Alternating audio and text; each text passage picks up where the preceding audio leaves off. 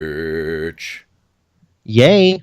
Dearest Martha, today I streamed to Twitch our Nerd Cave Retro Show.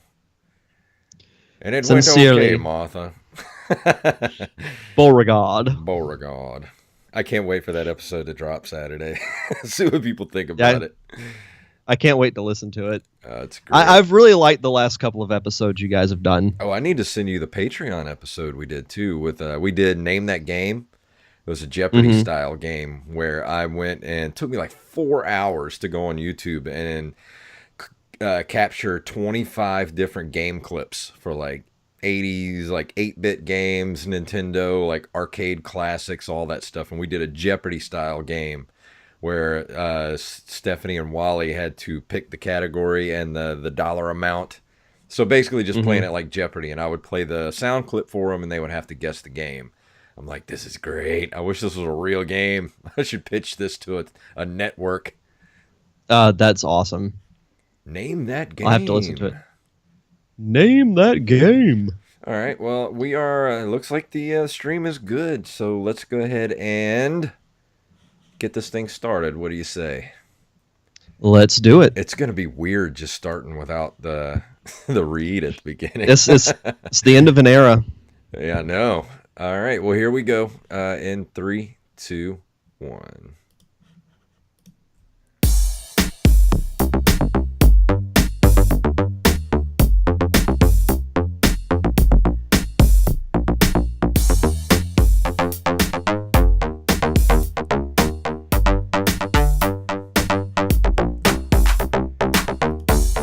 Greetings, programs, and welcome to another episode of the Nerd Cave Retro Show. My name is Jason Robbins, And my name is Derek Diamond. and as you noticed, we're no longer with Audible, so it's kind of weird starting the show now without having to do an Audible read at the beginning of it.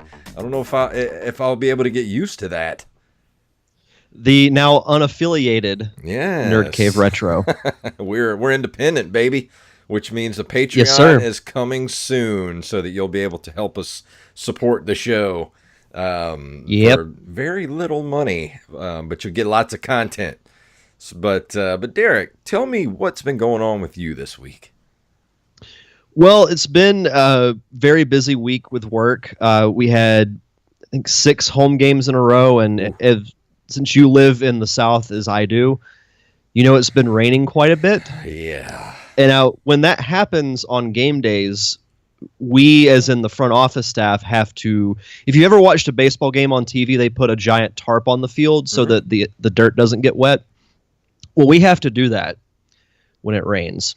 Yes. We put the tarp on and off the field 9 times in 6 days. That sucks.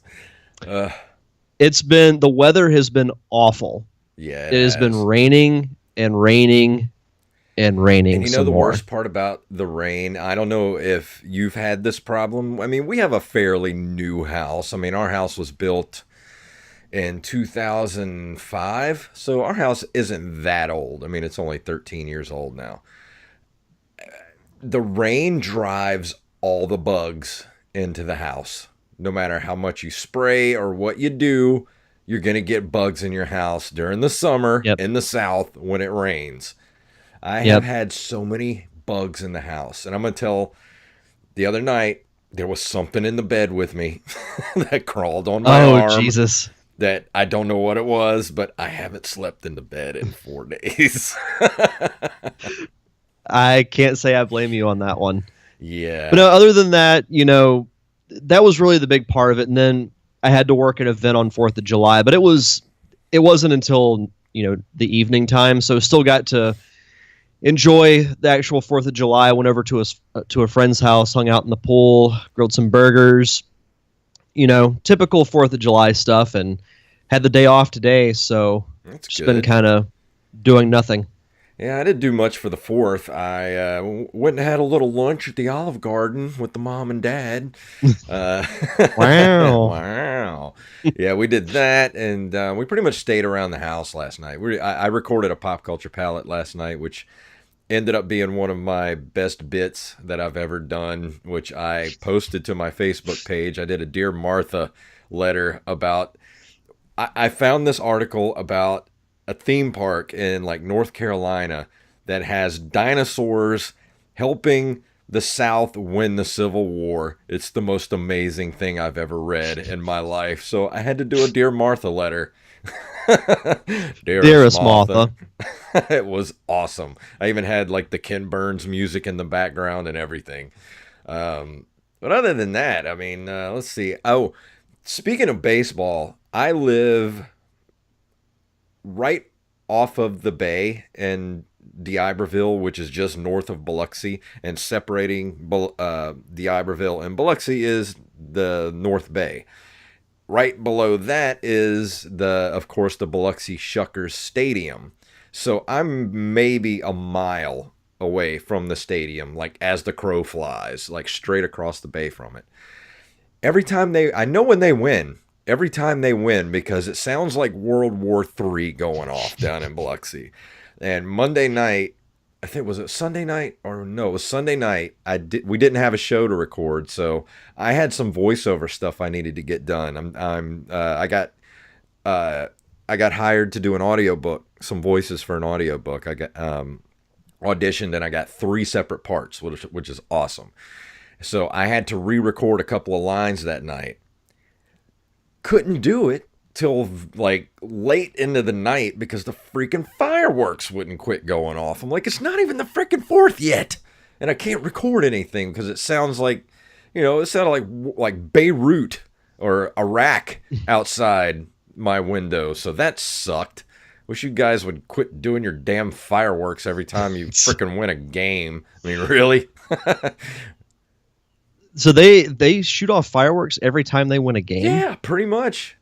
At least that's what obnoxious. It feels like. It is obnoxious. It's very obnoxious, especially when you live like less than a mile away. It's like boom, boom, boom, boom, boom, boom, boom, and I'm sitting here like, really? Trying to record some lines here. Oh, Jesus. So, yeah. I know there's certain days where teams shoot off fireworks, but God, if they do it after, like, every time they win, because, I mean, Biloxi's won a lot of games. Yeah, they're a deadlock for the playoffs or something like that. I don't know. I don't play the baseball or follow the baseball or anything, so I just don't care. So the stick ball. Yeah, stick ball, whatever. Like, dodgeball, whatever they're playing down there. I don't care. Yeah, let's see. That's weird. But yeah, that would sound like something that Biloxi would do. Yeah. I've got some interesting stories about Biloxi, but those I will discuss at another time. All right. On that note, let's go ahead and move into the news for this week. We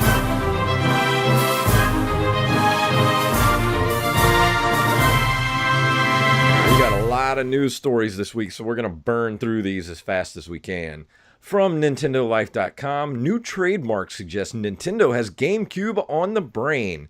Of course, this is another one of those things where I think they're just kind of reaching for a news story here. I think they're just renewing their trademarks or whatever, because it says they registered 3 new trademarks in Japan, which are all tied to the GameCube brand. And they're speculating that it could be a GameCube Mini. We haven't even heard anything about an N64 Mini. So I think this is just a lot of hot air myself. It's way too early for a GameCube Mini. I think a big part of it is that they're using the GameCube controllers for Smash Brothers Ultimate when it comes out. So I think that's a big reason why they're basically refreshing the trademark. Yeah, that's a really good point. It's funny because when I was adding some new stuff to our Google Doc as far as games I'm going to review, the GameCube came up in my mind, but I'm like, I think the GameCube is still a little too new to be considered, a retro console. Like, I think the GameCube is the cutoff point. Yeah, I think it's still considered next gen. Like anything after 2000, I consider to be next gen. Once they started to actually get better at the polygonal graphics, 3D graphics, and all that stuff. You kind of had that weird transition with the N64. That was the N64 and the PlayStation 1 were the transition. But once like the GameCube and the Xbox and PlayStation 2 all came out at the same time, that's next generation. That is not retro gaming, in my opinion. Come at me, bro. Yeah. That being said, I kind of look at it retro. I would consider 20 years or older. Yeah. So I look forward to reviewing a plethora of GameCube games in 2021. Yeah, I'd love to do some Xbox games in 2021. I think the first one I'm going to review is Halo in January of 2021. That will have to be a joint review because, man, I played the shit out of some Halo back in the day. We got to get Wally on that episode because we used to do the LAN parties. Kids. Now listen, kids, LAN parties were back in the day when you'd bring your Xbox over to someone's house and you would link 4 Xboxes and a ton of TVs. 4 Xboxes and 4 TVs around the house, and you'd order pizza, and you'd get beer and soda and snacks, and you would just play Halo, make fun of each other, and have a great time. I can't tell you how many boxes of Pizza Hut were consumed. Yeah. Doritos, both Nacho and Cool Ranch, Mountain Dew Code Red, and so many hours based off Halo.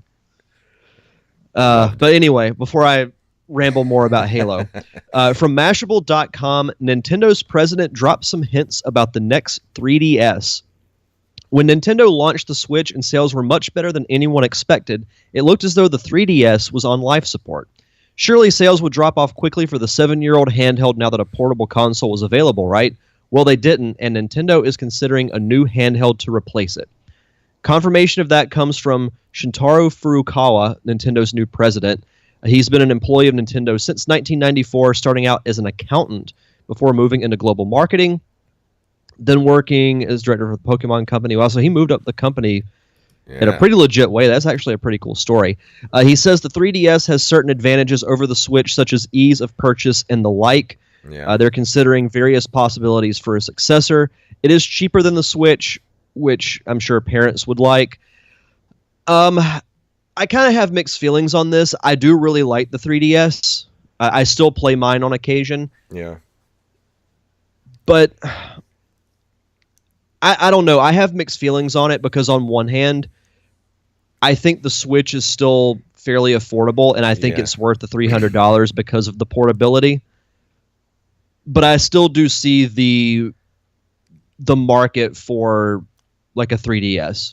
Yeah, especially I don't know. I don't think the Switch. I have a Switch with a case, and I brought it on the airplane with me. It didn't take up a lot of room.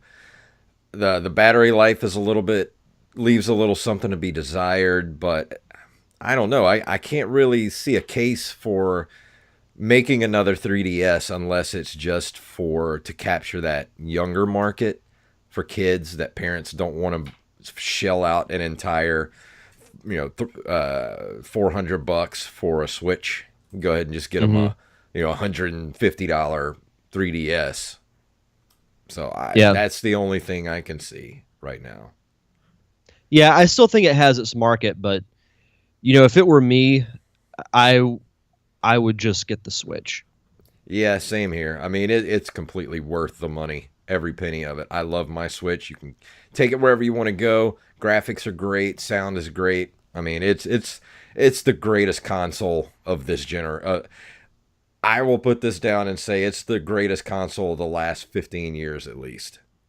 As much as I loved my Xbox 360, I think I love my Switch even more. I wouldn't disagree with that. Come at me, bro.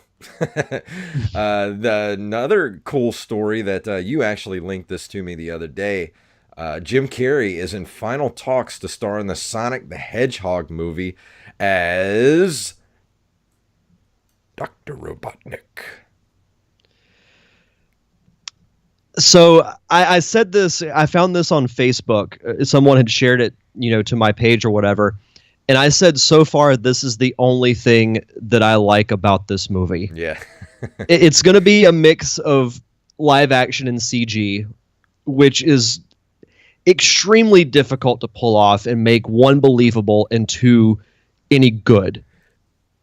I But I on think they just need to do it strictly animated style, like Pixar style. Yep, yep. And if you want to have Jim Carrey do the voice, I think he would be great. I actually think he will do very well Yeah. in this role because the modern Robotnik, or as he's known today, Dr. Eggman, is more of a over the top comedic character. Like back in the day, he was an evil scientist. Yeah. Like the old cartoon I used to watch, he used to scare me because he had this deep robotic sounding voice. He was huge. He had black eyes with little red dots. You know, he was like a legit scary villain, but now he's more comedic. So I think he's going to do really well, and it'll be nice to actually see Jim Carrey in a comedy again I was because just you know about we to all. say that. Mhm. Yeah, I was just about to say that same thing. It's been too long since we've seen Jim Carrey be Jim Carrey, in a comedy. We need him. We need him to make a return to the bombastic, spastic Jim Carrey that we all know he is. When you think of all those great comedies he was in Yeah, back in the '90s, like Dumb and Dumber, Ace Ventura, The Mask, yeah. It's seeing that Jim Carrey again would be great. like ever since he did Man on the Moon is like he just kind of lost his mind for a decade or two. It's like we need Jim Yeah, Carrey back. We need Ace Ventura to come back. Is what we need. I still don't have extremely high hopes for this movie. And I'm not gonna, lie to anybody and say that I'm not gonna watch it because obviously I am because I Yeah, like the Sonic franchise, but I don't have very high hopes for it. But I am excited for this casting. I think it's a very good choice. yeah.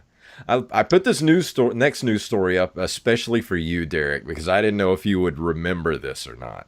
Oh, of course. Ah, oh, do Oh, I yeah, need to well, read I this mean, one? I left this one for you. Oh, okay, cool. Let's see. With this comes to us from Kotaku.com. With the Sega Genesis edging out Super Nintendo sales in the heated 16-bit console wars of the mid 90s, Nintendo decided it was time to unveil their groundbreaking secret project. Of course, I'm speaking about Rare's pseudo 3D Donkey Kong Country. But the same year that brought the barrel-tossing ape back into the spotlight also featured a new Super Mario-themed macaroni and cheese from the masterminds at Kraft. Yes, there was Super Mario macaroni and cheese, and Hmm. I ate the hell out of this as a kid. Yeah, I I remember, remember. I remember getting this a couple of times. Like this was right in the heart of the Super Nintendo, Super Mario Brothers or Super Mario World, like just kind of Nintendo. I mean, Nintendo is a big company today, but like back in the early '90s, like Nintendo was just the it thing, man. It had taken yes. over the world. Oh man, and it says here, even though Super Mario World had launched alongside the SNES 3 years prior in '91, there hadn't been any cheesy Mario characters and items to gorge on for some time. And when you have a snazzy new mac and cheese theme in the works, it's only natural that you would want to promote it. I'm gonna have to watch this commercial later. Yeah, yeah. I I remember watching it as a kid, but I couldn't tell you what it's about other than I remember there being one. Yeah, if you want to see the actual commercial for it, just go to Kotaku and just put in the search bar, I guess, Super Mario mac and cheese, and it'll take you right to the article. And I love this print ad. You know what? I'm gonna save this ad and put it up on the Twitter page. Save image as Mario mac and cheese. Let's see, Mario mac and cheese. I miss the days of being advertised to in this way. Like I'm a 40. I've been actually been thinking about this a lot lately. When you're a kid, you have toy commercials and stuff like this, like Super Mario Brothers cereal. The Super Mario Brothers and the Adventures of Link cereal, Batman cereal, like all that cool stuff that's just you're inundated with as a kid. Then you get older in your 20s and into your early 30s and all advertising is aimed at you. But then when you hit your 40s, I'm 40 years old, there's nothing advertised to me anymore. I I'm like a non-entity to like advertisers. I don't get advertised to anymore, and it's weird.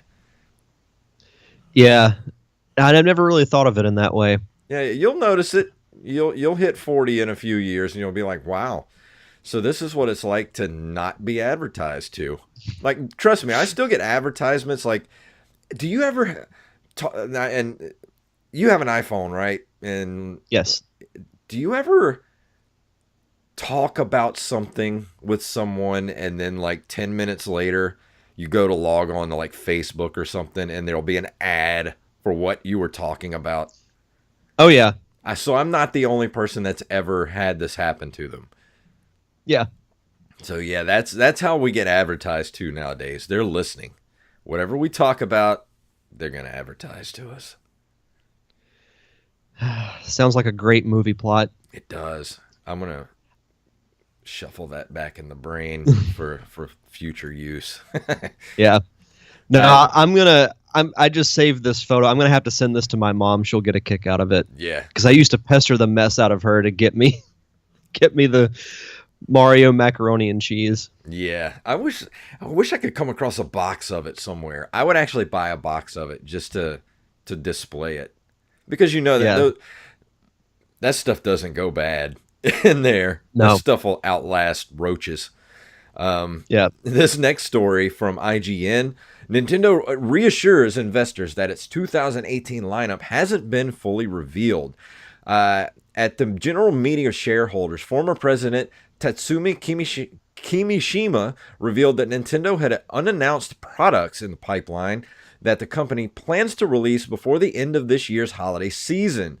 Let's see. Kirishima offered reassurance to shareholders who had grown wary after Nintendo's somewhat lackluster E3 announcements caused the company's stock to sink. Kimishima, who retired last month, has been replaced by Shintaro Furukawa, also said that Nintendo would have no trouble meeting its goal of shipping 20 million units of the Switch.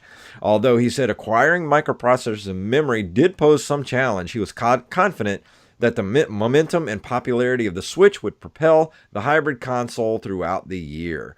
So, what do you think? Do you think they're going to come out with Metroid this year? Because that's the only other huge, I think that's the one thing people were waiting for at E3 was to see something on Metroid Prime sequel. I think that's still in the pipeline for this year. I think it was a combination of that, and there was nothing talked about, about this supposed open world Pokemon game. Yeah. And my opinion was Nintendo's E3 presentation a little lackluster, maybe, but a big part of it was about Smash Brothers. Yeah. Well, like that was their big thing. I'm surprised Nintendo even still does E3 because they have Nintendo Direct now. Like, why spend all that money to go to E3 when? Well, they still go to E3, but their actual presentations are directs. Like they release an E3 edition of Nintendo Direct, and then they have basically on the show floor. Like this year, they had Splatoon 2 and Smash Brothers as their big thing. So they still have a presence, but as far as doing actual conferences, they haven't done one of those since probably the Wii days. Yeah. I don't know. It's been a long time. It just feels to me like, the E3 presentation was just more or less like, it was lackluster, I'll be honest. I mean, I was expecting a little bit more, but Nintendo does tend to play things very close to the chest all the time, and that's kind of their MO since, the late 80s. They don't really let the public know what's happening or what's going on. They just kind of like hold everything back, and then they're just like, here's, the next greatest thing you're going to play for the next year. That's just the way they do things. So I still, even though here it is July, I still think they're going to drop Metroid on us before the year is in. I think it's just they're going to hold on to it till the last second. Then they're going to be like, oh, guess what? Metroid's coming out next week. Or it's available now. I would hope so. Because I think And this was kind of the issue with them releasing Mario and Zelda in the same year, is that those are their two big heavy hitters of their entire company. So when you release Mario and Zelda in the same year, it's kind of like, you can release a couple of things, but chances are you're probably going to drop a little bit in sales because of that reason. But I mean, Smash Brothers will do big.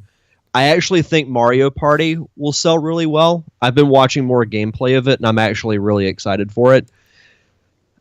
I would love if, say, October, they, make some type of announcement. Oh, Metroid Prime 4 is coming out, Halloween week or something like that, and everybody just loses their mind. And then I'm still waiting on an announcement that I firmly believe that Red Dead Redemption 2 is going to come out on the Switch. It has to. I agree. I think it's coming, and I think they're holding that close to the vest too. But that's just me talking out of my butt, so take it with a grain of salt. No, I don't disagree with you, actually. But let's go ahead, and we got a lot of this month in video game history to do too, so let's move into that. So in July of 1983, Namco releases Pac-N-Pal exclusively in Japan. What in the hell is Pac-N-Pal? Arcade game. Let's see. The object of the game is for Pac-Man to eat all the items before he is caught by the ghosts. Wow. That sounds like Pac-Man. Really? Let's see. I'm looking to see. No, it's an arcade game. Oh, here we go. Introduced in the game as an exclusive character, Meal, the pal of the title. She is a small green female ghost denoted by her hair bow that looks like a gooseberry with legs. When an item is unlocked, she will wander around, giving Pac-Man some time to try and reach the item. After some time, she will take it into the ghost house, where it will be lost forever. All right. Cool. Okay, then. July 8th of 1983, Infocom releases Planetfall, which becomes one of their top sellers. I don't remember this game.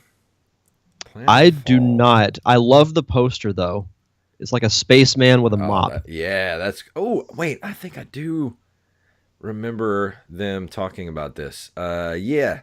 I remember them talking about this on the video game years. If this is what I'm thinking of.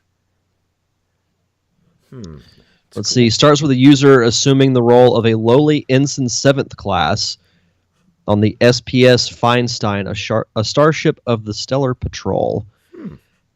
Looks pretty cool. On July 15th of 1983, Sega releases the SG-1000 console in Japan on the same day as the Famicom. What was the SG-1000? That looks like the... That looks like an Atari system. Yeah, like an original... Oh, it does look a lot like an Atari 5200 is what it looks like. Mm-hmm. Wow. Oh, very interesting. Sweet. I think we've talked about this console before. It looks very familiar. Yeah. Like, not just because it looks like an Atari, but the actual picture I remember seeing before. And we might have talked about this on like a news article or something. Probably. From an earlier episode, but it does look very familiar. Yeah. Also, on July 15th, 1983, Nintendo releases the Family Computer, aka Famicom console in Japan. Shortly after its release, complaints began to surface about rampant system instability, prompting Nintendo to issue a product recall and to re-release the machine with a new motherboard. It would later be released worldwide as a little-known thing called the Nintendo Entertainment System. See, I don't remember the ever reading about the product recall. That's actually news to me. Yeah. No, I do recognize the Family Computer version of this. I was reading some type of article the other day. It was something Zelda related, and I want to say I saw it with this console. But I know I've seen it in photos before. Yeah. I mean, I wouldn't mind. I mean, you can look at it. It looks very different than the NES that we all know. I wouldn't mind actually getting one because I do sometimes come across Famicom games like at the flea market and stuff like that, but I don't have anything to play them on. So I'd love to actually pick up a Famicom just to have. Yeah, I would too. I think it'd be a really cool little display thing. Also, to round out 1983, Sega System 1 releases with Starjacker. Its graphics chips are later used in the Sega System 16 and the Sega Space Harrier boards. Let's see, the Sega System 1. Is this the Mark 1? Oh, this is I just am the not sure. this is just the actual board itself. 16-bit system board. Yeah, this is, I guess, for their arcade cabinets. This wasn't an actual console. Yeah, I'm learning new stuff every day on this show. right? Who knew we'd ever talk about arcade boards? I know. Moving on to July 19th, 1991, Square releases Final Fantasy IV in Japan, the first Final Fantasy game for the Super Famicom, released in November as Final Fantasy II in North America.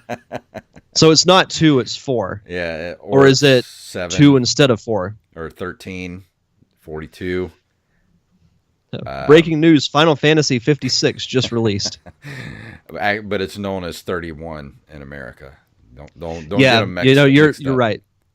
You're right. My apologies. To end the video game history, in July of 1991, Atari updates their Lynx handheld system with a smaller form factor, better screen, and longer battery life. Did you know anybody that had a Lynx back in the day? I did not. I did not I actually, I never really heard of the Lynx I remember back in its day. I know I recently, within the last year or so, since we've been doing this show, it's been brought to my attention, but I wanted one. never heard of it back in the day. Yeah, I really wanted one of these back in the day because it was one of the very first 16-bit handheld, handheld consoles.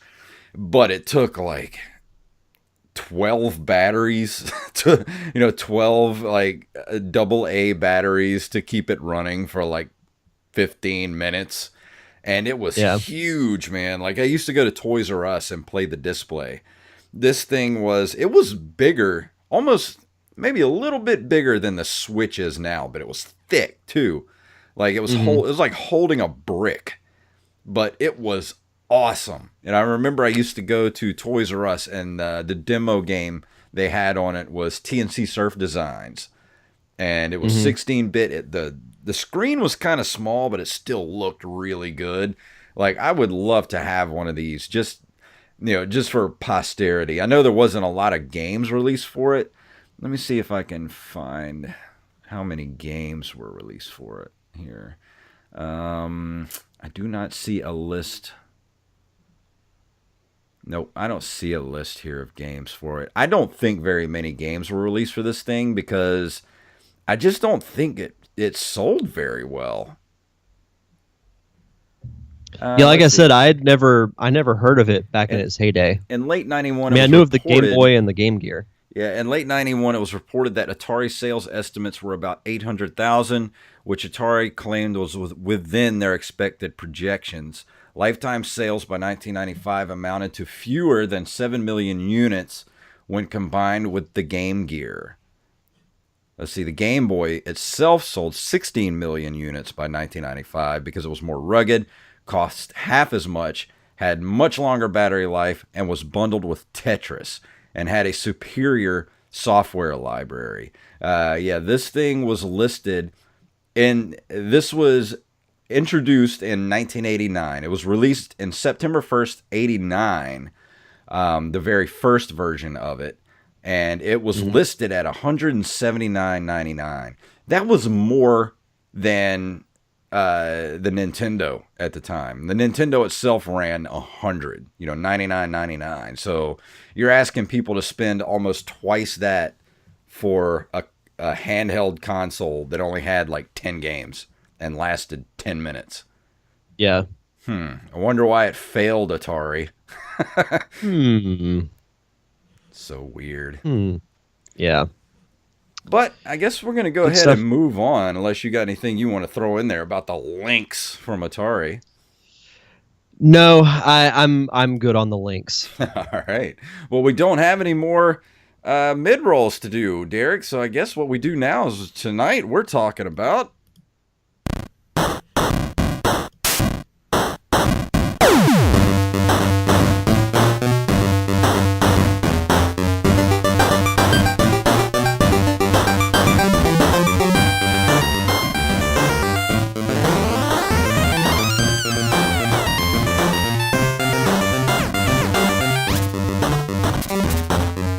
Oh, yeah. That music can only mean one thing. It is Maniac Mansion for the Nintendo Entertainment System. It was a 1987 graphic adventure video game developed and published by Lucasfilm.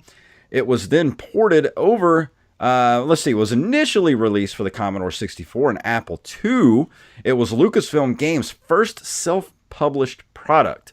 It was critically acclaimed. Reviewers lauded its graphics, cutscenes, animation, and humor, which I loved. And it was ported over to the Nintendo Entertainment System, I believe, in 1990. Let's see. It doesn't exactly say here when it was ported to the Nintendo Entertainment System, but I'm almost 99.9% positive it was in 1990. It was also adapted, it says here, adapted into a 3-season television series of the same name written by Eugene Levy and starring Joe Flaherty. I've never heard that before. Did this thing get made? I didn't know about it either, but the fact that it went 3 seasons. Huh. That's pretty impressive. A Canadian-American sitcom created by Eugene Levy, which aired concurrently on YTV in Canada and the Family Channel. I remember that. In the United States for 3 seasons from September 14th, 1990 to April 4th, 93. Holy crap, I did not know this existed. We should find this, and I think this would make a great Patreon episode. Dude, that has to happen. That has to happen. Down. Oh my God. Please put this in the notes so we don't forget. I'm writing it down now. So yeah, this was it was a game conceived in 1985 by Ron Gilbert and Gary Winnick, who sought to tell a comedic story based on horror film and B-movie cliches. They mapped out the project as a paper and pencil game before coding commenced. While early adventure titles had relied on command lines, Gilbert disliked such systems, and he developed Maniac Mansion's simpler point-and-click interface as a replacement. To speed up production, he created a game engine called Scum, SCUMM, which we have talked about many times on this show, which was used in many later LucasArts titles, like Monkey Island and all those kind of games like that. So Maniac Mansion was really the first game to utilize the Scum engine, which it works really well. And here's the thing, I did play this over the last week or so on the Nintendo Entertainment System, which is great. Don't get me wrong. It's a little unwieldy, much like a lot of the other point-and-click games. Like, I've done Shadowgate on this show before, which I love Shadowgate. Once you get used to the controls of having to point and click on everything that you want to do, like you can't just do something like you want to open the door, you actually have to go down to the command line that says, unlock or push or pull or open, and then go back up and click on whatever item you're trying to either pick up or open a door or whatever. So at first it's a little bit, it's not very intuitive, but once you get used to it, it's okay, which honestly is what I kind of needed the last week or so after having played Battletoads. I needed a game that was much slower paced with a good story to it. And then just out of sheer curiosity, which you should be able to go, when you hear this episode, if you're listening to us right now on Twitch, you can go to Steam and you can pick this up right now on the summer sale on Steam for $2.03. Wow. Yeah, but keep in mind, it is a lot. it differs from the Nintendo version. What I like about the Nintendo version is you tend to take your time a little more because of the controller interface, but it also plays music. Like each person in the game has their own soundtrack, basically. Like when you switch in between characters, each character kind of has their own theme that plays. In the computer version, it doesn't do that, but the game plays a lot faster because you're using a mouse. Right. So you kind of gotta, there's a little bit of give and take right there. Like I do recommend it whichever version you want to play. Both of them are good. It's basically the same story. The graphics are obviously a lot better on the computer version that you get on Steam. It's a lot better, but there's just something about the Nintendo version that just brings up so much nostalgia for me. Like this game, instantly playing this again brought me back to that time as a kid. It made me think of, Friday night after going to, because I never owned this game. This was one of those games that I would just rent a lot. And every Friday when I was a kid, we would go to the video store. My mom was a teacher, and I would get off of school, and then me and her would go to, get groceries, and then we would stop at the video store on the way home every Friday, and she would let me get a game or a movie. 99% of the time it was a game. And this was one of those games that I rented a lot. So playing this game like instantly took me back to that time of my life where it was like so excited for Friday night and getting to play a new game or renting this again to play over the weekend. And this was one of those games that was so worth. I wish I would have bought this as a kid, but I wouldn't have those memories of like going to the video store to see if it was in so I could rent it for that weekend. Just like that entire era of my life. Like this game exemplifies that era, because this would be one of those games that I would rent all the time. And it was definitely worth the rental price, because this is the sort of game that there are so many different endings to the game, which is kind of very advanced for the Nintendo Entertainment System, because the way the game plays is you have your main character, Dave. Let me make sure I get all the names right. So there's Dave. Let's see. God, there's so much written on this page about this game. But basically, there's your protagonist, Dave, who his girlfriend is kidnapped by Dr. Fred, who was a mad scientist.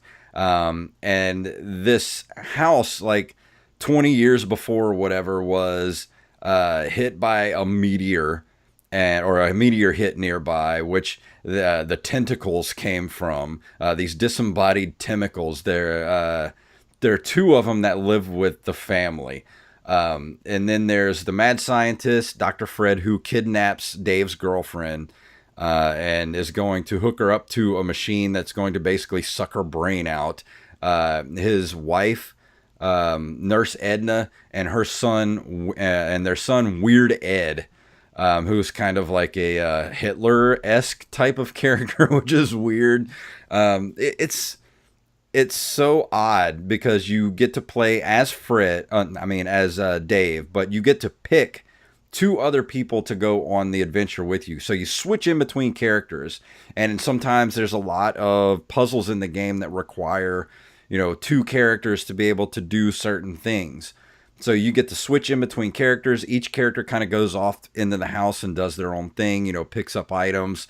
Some characters can solve certain puzzles, like some characters are good at electronics, so they can fix electronic devices. Other ones are musically inclined, so that they'll be able to do music-based puzzles and stuff like that. So you have your choice of like 5 or 6 other characters to take with you, but you can only take 2 with you. So each time you play the game is different based on the characters that you pick. So any questions thus far? I've been rambling for like 10 minutes. You actually just answered my question. I was going to ask about the different characters, but another thing that I was curious about, you say this game has multiple endings. Mm-hmm. How long does it take like to from start to finish, like hour wise, how long do you think it would take to complete from beginning to I'd end? say if you know what you're doing, which it's been a long time since I really played this game, so I played it a lot as a kid, so I could probably beat it when I was a kid in like maybe an hour or two, knowing Okay. what you're doing. But like going back to it, I've made a lot of mistakes, so I restarted the game a few times because I kept getting um, captured and put into the dungeon, and then you have Hmm. to have your other character get captured as well so you can go into the dungeon because there is a loose brick that one character has to push while the other character runs through. Like you have to switch characters real quick after pushing the brick, and then the other person has to go out through the door real quick. So that's the only way to get out of the dungeon if you get captured, is to have another character in there. So it's kind of weird. Like for the first couple of games, I forgot that was how you got out of the dungeon, and I was just like, oh well, all my people are captured. I guess I better start over again. Until I went back and read up on the game, and I was like, oh, I forgot about the brick because it's been what, like, say 20.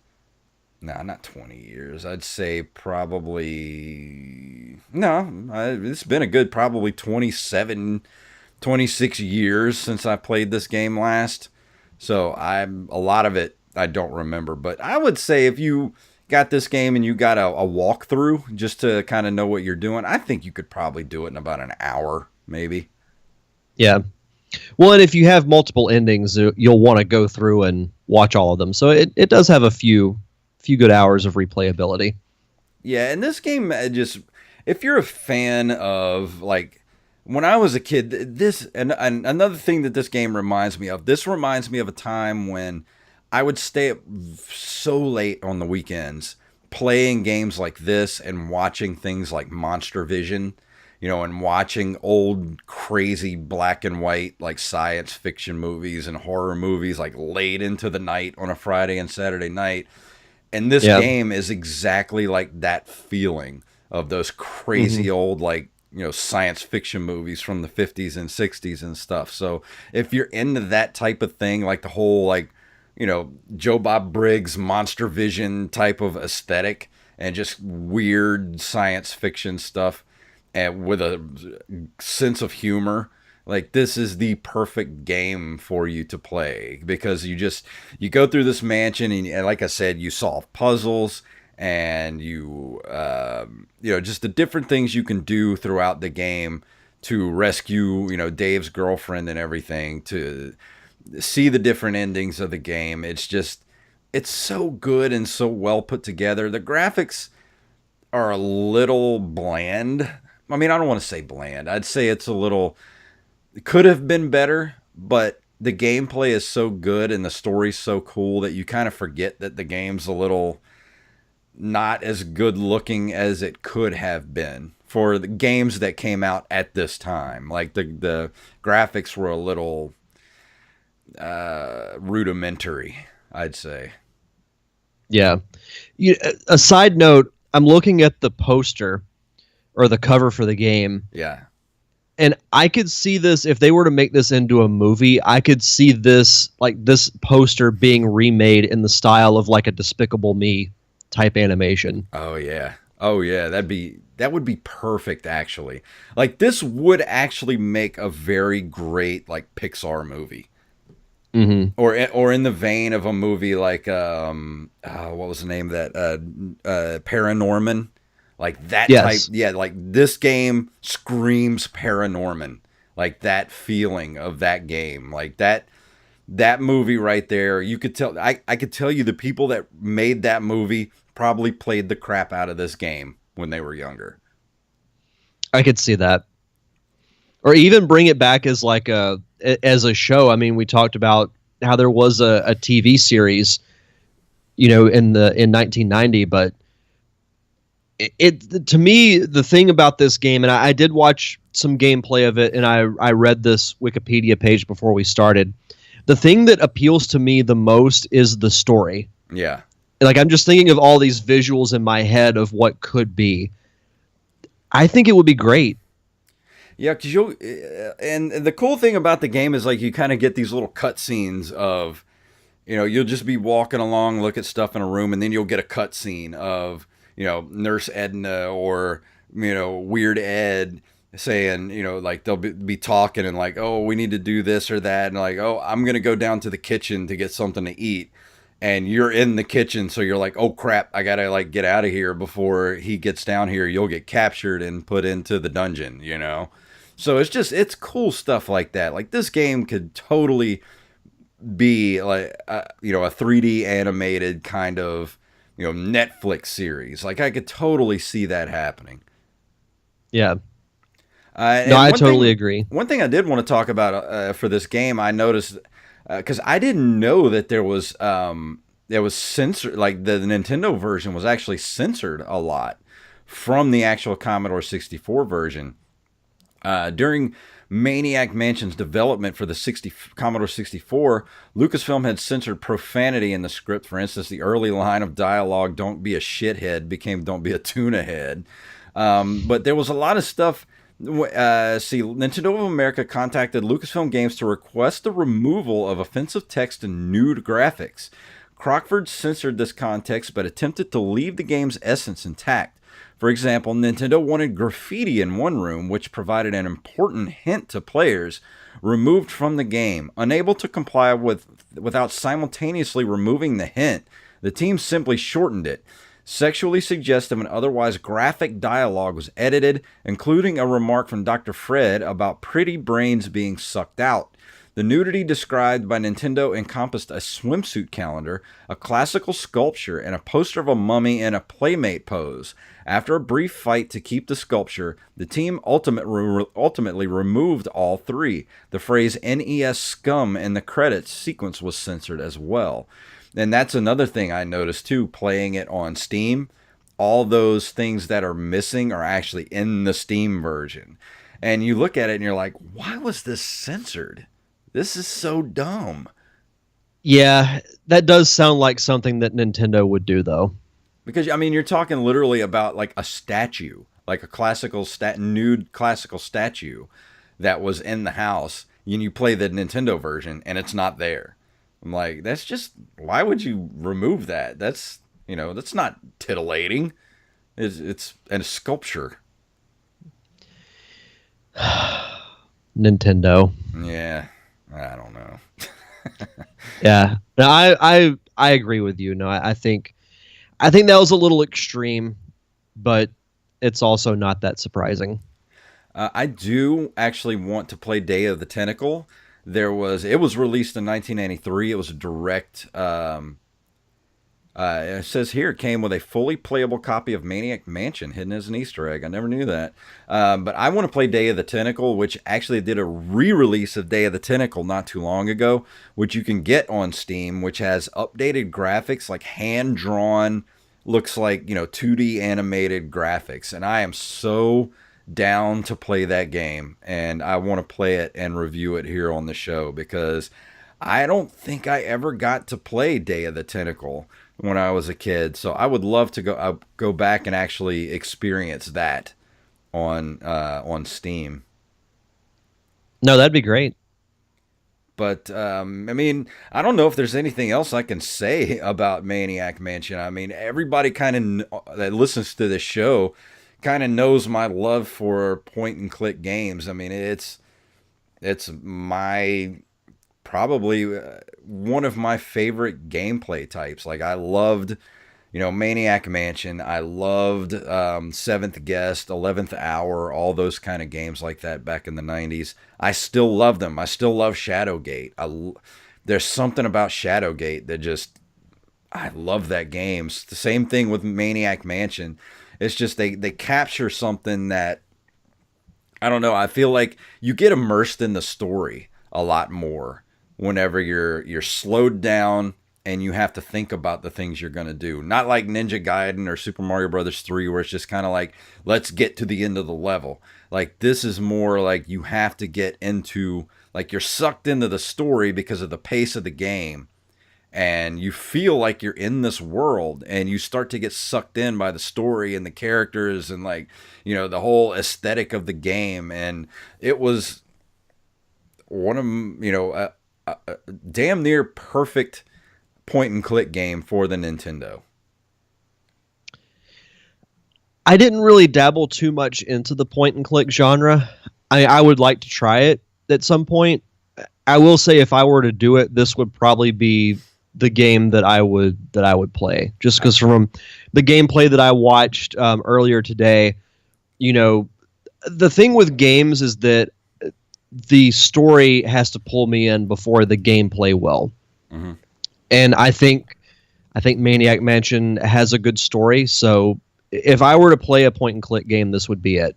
And I think you would really dig it. I think you need to give it a try. Even if you just get an emulator, you know, get a ROM for the emulator, I think you'll really enjoy it. Even if you have a Steam account, go pick it up right now on Steam for $2. I mean, you can't beat that. It's the summer sale going on. I think it's like 75% off. As soon as I saw that, I was like, I have to get this.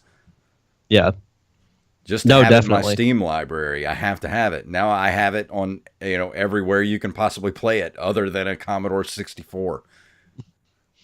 I have a Steam account. I've never really used it, but I mean, for $2, you can't beat that. See, that's the crazy thing about Steam. I have to avoid Steam and around Christmas time and the middle of summer, because they do these crazy sales. Like right now, they have the summer sale going on. And it's nuts. They'll have like up to like 98% off on some stuff, like 90% off of these games. And I'm like, I want everything. I'm just going through clicking. I'm getting emails every day that are like, an item on your wish list is on sale. And I'm like, no, go, stop it. I don't need you right now. Go away. I have a Switch. I don't need you. But then they'll see something like Maniac Mansion for $2. And I'm like, I got to have it. Got to do it. Can't pass to have it. Gots to. But as far as a number grade out of 10, this game's going to get probably, I'm going to say it's a 9. I mean, it's 8.5, I'll say. 8.5. It's between an 8 and a 9. It does have its flaws. It's a little slow. But for the Nintendo Entertainment System, sometimes you need that slowed down gameplay experience. Yeah. No, I agree with that. So moving on to our listener email for this week, we do have one from Mr. Brandon Rutledge. Do I have a theme for our... let's see, let me play a little. Let's see, which one should I do? Do the universe. Let's see. Oh, yeah, there we go. From Brandon Rutledge on Facebook, he says, just finished the episode, and this was by far the most entertaining episode of Nerd Cave Retro to date. I cannot count how many times I had to cover my mouth from laughing and out loud and disturbing my coworkers. First off, Derek Diamond, if you buy that Sonic toaster, I am coming over for breakfast, LOL. Battletoads is one of, if not the main game that defined the term Nintendo hard. Thinking about this game, namely level 3, makes me a little salty. Word of advice to all of you, never play 2-player mode on Battletoads. Not only will it end friendships, but someone will end up in jail for murdering their player 2. I do not own this game, nor do I plan to buy it, but it is still a must for NES game collectors. Taking a page from Pro Jared, I would rate this game a crashed hoverbike out of 10. So, another sort of not so shining review of Battletoads. We also had someone on Twitter said they were disappointed with our episode last week because we didn't really do a review of Battletoads and Double Dragon. But it's hard to do a review when you can't even get past the first level. Yeah, it was more of a venting of frustration than an actual review. And I forgot to mention that about Battletoads 2 weeks ago on the episode that I did.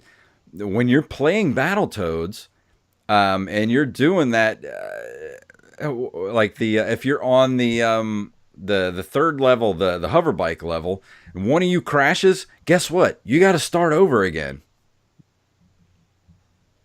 Mm-hmm. No. Yeah. God. Well, on a lighter note, I will probably get the Sonic toaster Yeah, I imagine it's you will.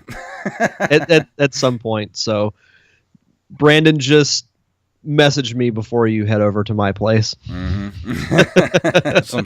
Have some Sonic toast for me. Will do. So, is there anything you wanted to talk about before we go here tonight, Derek?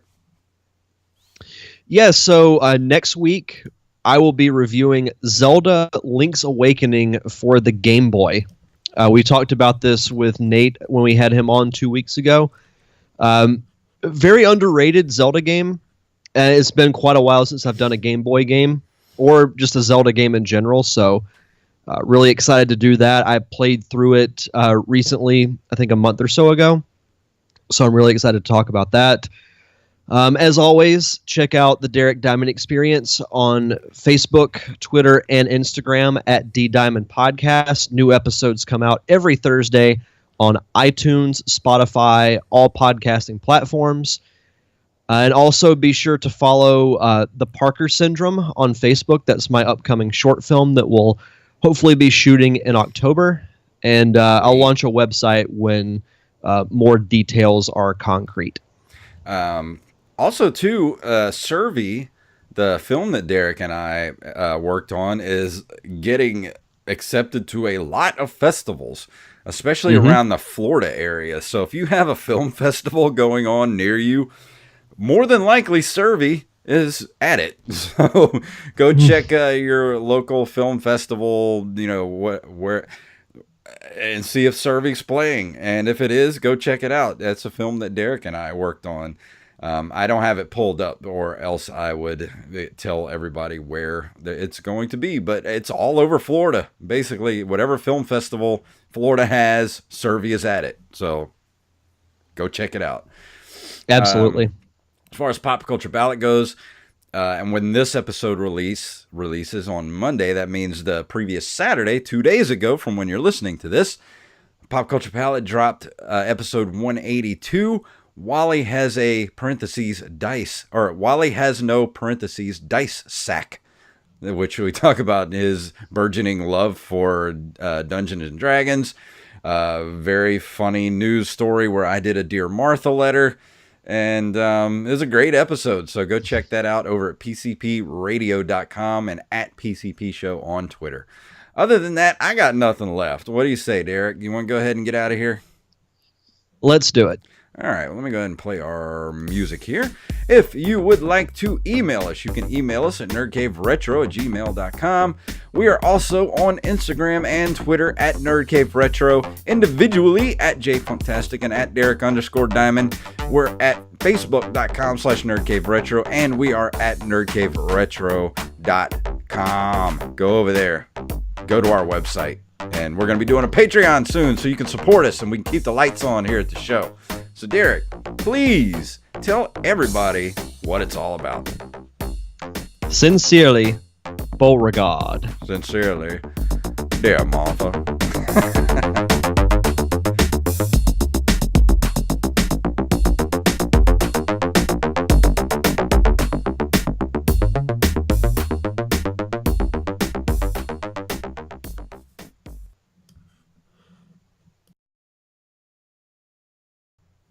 All right, well, that's an episode. Sweet. We're gonna have to make a That's new number little 92. we're gonna have to put a new little stinger on the end to play. Yeah, now that we don't have the Nerd Cave stuff on there anymore. Could always do the Mario dying sound effect. Oh, do I have that handy? I do have some Pac-Man stuff. Let's see, Pac-Man Death. Got that. Oh, that'd be a good one too. Let's see. I'm gonna have to download some stuff. I know I've got all kinds of little sound clips here and there. Yeah. I could play this at the end. Oh, and my favorite new clip that I put on the Pop Culture Palette one. I love playing that. Oh boy. Well, thank you everybody for watching us on Twitter or Twitch tonight. And that's going to be watching this when I import it over to YouTube, which I'm probably going to wait till Sunday to do that. And so thank you everybody for watching. And we'll see you next week right here on the Nerd Cave Retro Show. Bye.